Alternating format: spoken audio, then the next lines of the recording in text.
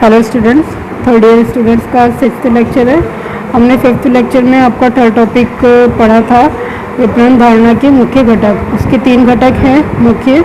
उसके फर्स्ट घटक के बारे में हम बात कर रहे थे। उसमें आपके 2 पॉइंट थे। फर्स्ट पॉइंट तक मैंने आपको समझा दिया था। तो अभी सेकंड पॉइंट जो उसका है वो है प्रतिस्पर्धा की तुलना में उन अपेक्षाओं को अच्छे ढंग से पूरा करना, है ना। तो सबसे पहले थोड़ा सा एक रिवीजन कर लेते हैं कि हमारा ये जो फर्स्ट घटक है उसमें क्या था। तो आपका जो फर्स्ट घटक है उपभोक्ता की आवश्यकताओं को पूरा करना, इसमें हमारा था कि विपणन के कार्यों में एक कार्य उपभोक्ता की आवश्यकताओं को पूरा करना भी शामिल है ना। उपभोक्ता को संतुष्टि प्रदान करने की प्रक्रिया में 2 उपायों के शामिल करने की आवश्यकता होती है। ठीक है, यह समझना कि उपभोक्ता की क्या अपेक्षा है, अर्थात वह उत्पाद से क्या लाभ व विशेषताएं चाहता है ना। तो उसके लिए इसको पूरा करने के लिए हमारे 2 पॉइंट थे।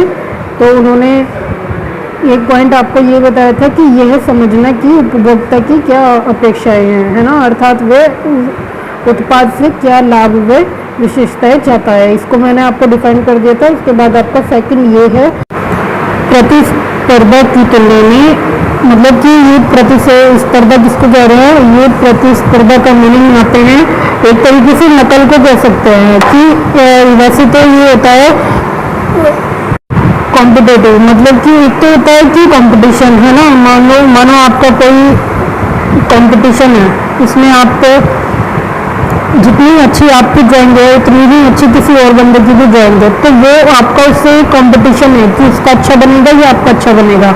तो ये गई वर्क की बात कि आपका उससे कंपटीशन है। लेकिन अगर जब मार्किंग की बात आती है या बंदे की बात आती है कि वो 2 बंदे कौन है, एक आप है और एक वो है, तो वो आप दोनों एक दूसरे की क्या हुए, कॉम्पिटेटिव हुए, मतलब आप दोनों एक दूसरे की अगेंस्ट हुए या कुछ भी कह सकते हैं, है ना। आप दोनों एक दूसरे को एक तरीके से नकल कर रहे हैं, या आपकी कंपैरिजन में वो आपसे अच्छा है या आप उससे अच्छे हो। इस तरीके की मतलब अर्थ को समझते हुए हम इसको इस तरीके से डिफाइन कर सकते हैं, है ना। तो प्रतिस्पर्धा की तुलना में उन अपेक्षाओं को अच्छे ढंग से पूरा करना, किन अपेक्षाओं को, ग्राहक की उम्मीदों को अच्छे ढंग से पूरा करना, मतलब कि किसकी तुलना में, कि मानो कि जो दुकानदार है कोई भी कि किसी भी प्रोडक्ट को सेल कर रहा है और उसी प्रोडक्ट को कोई और भी सेल कर रहा है, कोई और एजेंसी भी मतलब कि कोई और एजेंसी भी उस प्रोडक्ट को सेल कर रही है, लेकिन दोनों की ही कंपनी अलग है या नाम अलग है या फिर उनकी फैक्ट्री अलग है, वो अलग उत्पादनकर्ता के द्वारा बनाए गए हैं, है ना। तो क्या होता है कि वो अपने और दूसरे के प्रोडक्ट में कंपैरिजन रखते हैं कि उसका बेटर है या मेरा बेटर है, किसका अच्छा बिकेगा। तो इन बातों को वो पहले से ही सोच के रखते हैं कि हमें अपने प्रोडक्ट में ऐसा क्या डालना है कि उनके अकॉर्डिंग हमारा प्रोडक्ट भी अच्छा बिके, अच्छा सेल हो, इवन उनसे अच्छा हमारा प्रोडक्ट सेल हो। तो इन सब चीज़ों को ध्यान में रख के, एक दूसरे की तुलना को ध्यान में रख के वो अपने प्रोडक्ट का निर्माण करते हैं। तो बेसिक इसमें यही हुआ कि पब्लिक की जो डिमांड होती है, उनकी जो आवश्यकताएं होती है, उसको ध्यान में रखा जाता है।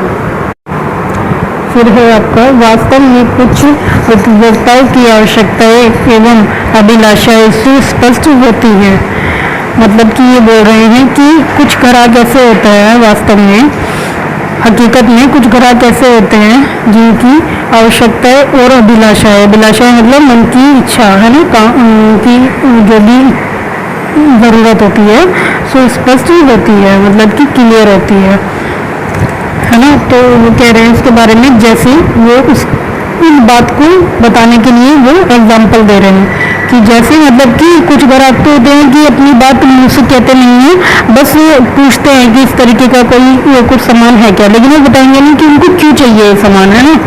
तो लेकिन कुछ ग्राहक ऐसे होता है जो साफ साफ बोल देते हैं कि हमें इस तरीके की ज़रूरत है, इसलिए हमें इस तरीके का सामान चाहिए, तो क्या आपके पास अवेलेबल है। तो ये कह रहे हैं कि वास्तव में कुछ ग्राहक की जो डिमांड होती है वो हमें समझ आती है, वो क्लियर रूप से हमें बता देते हैं, मतलब खुद से अपने मुंह से वो बता देते हैं, मतलब वो कोई कन्फ्यूज़न क्रिएट नहीं करते कि इस तरीके का कोई सामान है क्या, मतलब वो साफ साफ बोल देते हैं कि हमें इस तरीके की आवश्यकता है, हमें इस तरीके का सामान की आवश्यकता है, क्योंकि हमें इस यूज़ में सामान चाहिए, ये हमारी ये ज़रूरत है, ये हमारी आवश्यकता है। तो वो स्पष्ट रूप से अपनी ज़रूरत को बोल देते हैं। तो उसी के लिए ये आपको फॉर एग्जांपल दे रहे हैं कि जैसे कार खरीदने वाले को एक सुरक्षित कार की आवश्यकता होती है। ये तो सीधी सी बात है कि भाई कोई भी कार खरीदने वाला हुआ, फॉर एग्जांपल जैसे कि बता रहे हैं कि ये एग्जांपल है आपका कि कोई भी अगर कार खरीदने वाला है और तो वो कार खरीदने अगर जा रहा है तो उसको सबसे पहले जो उसके माइंड में है वो तो यही है कि हमारी कार एक सुरक्षित कार हो, मतलब जिसमें रह के हम जिसमें बैठ के हम सेफ फील करें, है ना। तो एक कार खरीदने वाले को एक सुरक्षित कार की आवश्यकता होती है। कुछ इसमें मतलब कि कुछ लोग, कुछ जो कार खरीदने वाले होते हैं, कुछ इसमें आरामदायक या अलग बनावट चाहते हैं। ये भी सही है कि वो कुछ लोग पहले से सोच के आते हैं कि हमारी कार जो है वो आरामदायक हो, है ना, या फिर उसमें अलग बनावट हो, है ना। तो और कुछ लोग कार्य क्षमता की गारंटी चाहते हैं, मतलब कि कार की जो कार्य क्षमता है, उसकी जो वर्किंग कैपेसिटी है, उसकी एक गारंटी चाहते हैं। जैसे हम कह देते हैं ना कि इस सामान की क्या गारंटी और वारंटी है, तो इस तरीके से वो लोग क्लियर पूछ लेते हैं कि इसकी क्या गारंटी है या क्या कार्य क्षमता है। कुछ इसमें माइलेज की बात करते हैं। अभी मतलब कि वो कार के बारे में बोल रहे हैं कि कुछ इसमें साफ सीधी बात बोलते हैं कि इसका क्या माइलेज है। कोई बोलता है क्या एवरेज है, कोई पूछ लेता है क्या माइलेज है। अब माइलेज और एवरेज का भी एक अंतर है। माइलेज एक मतलब कि बाउंडेशन में होता है, एवरेज की कोई बाउंडेशन नहीं होती, मतलब कि उसकी कोई कंडीशन नहीं होती। माइलेज की एक कंडीशन होती है कि आप एकदम क्लीन अच्छी प्लेन सड़क पे व्हीकल को चला रहे हैं, है ना। लेकिन जो एवरेज होता है उसकी ऐसी कोई कंडीशन नहीं होती, वो हर कंडीशन के रोड पे सरवाइव करके या हर कंडीशन में चाहे वो हाईवे हो चाहे वो सिटी के अंदर हो, वो हर कंडीशन में आपको एवरेज दे, जो मतलब कि सीधी बात है कि जो किसी भी तरीके की बाउंडेशन में नहीं होता है, वो तो होता है एवरेज। मतलब आप शहर में चला रहे हैं या हाईवे पे चला रहे हैं, जो आएगा वो एवरेज आएगा।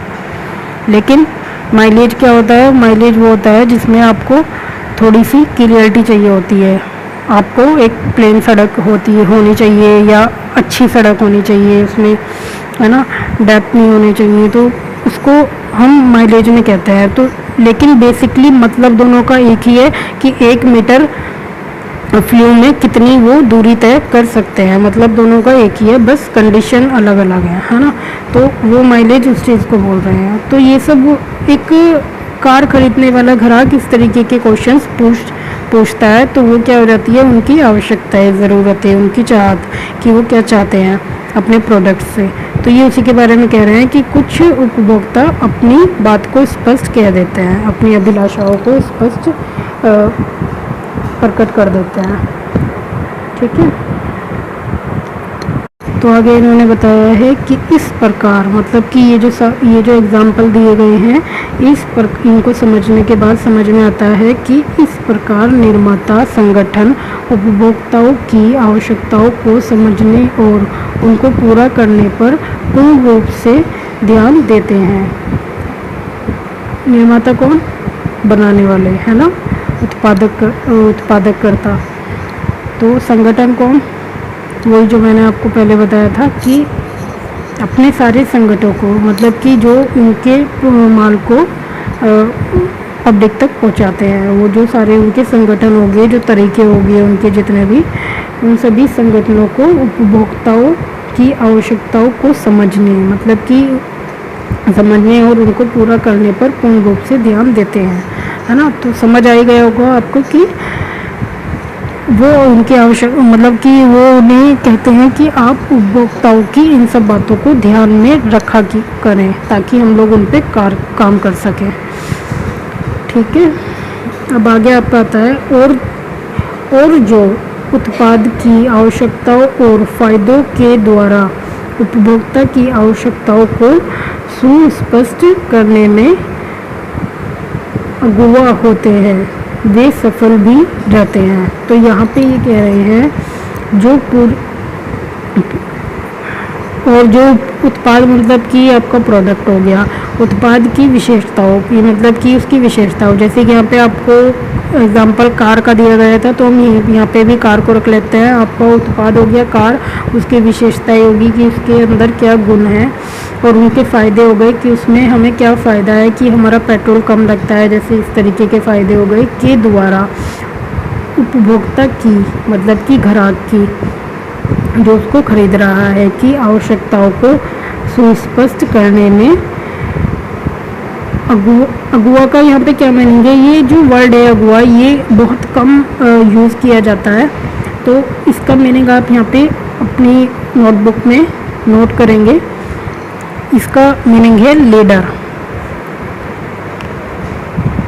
एक मतलब कि एक प्रधान है ना, मतलब कि एक नायक जो इन सब चीज़ों को देख रहा है, समझ रहा है, जो मतलब मेन बंदा होता है, जैसे कि हेड हो गया वो, है ना, जो इन सब बातों को समझ रहा है, ठीक है, होता है, वे सफल भी रहते हैं। मतलब कि उसके द्वारा जब ये सब बातें एक मैसेज के थ्रू अपने ही संगठनों में फैलाई जाती हैं कि आप इन सब बातों का ध्यान रखेंगे कि ग्राहक क्या चाहता है, उसकी क्या डिमांड है, वो अपने प्रोडक्ट में क्या नया चाहता है, जो प्रोडक्ट यूज़ कर चुका है उसके बारे में उसको क्या कमियां लगी हैं, और क्या उसकी नई आवश्यकताएं हैं जो हमें समझनी होंगी, सुननी होंगी। उसके बाद हम उन पर कार्य करेंगे, हम उन्हें पूरा करेंगे। तो वो इस तरीके से जब इन सब बातों को सोच के अपना एक सर्वाइकल चलाता है, वर्क कार्य को करता है, इस तरीके से सभी संगठनों में उन सभी बातों को डिस्कस करके वो उन्हें समझा के कहता है कि हाँ, इस तरीके से आपको कार्य करना है कि आपको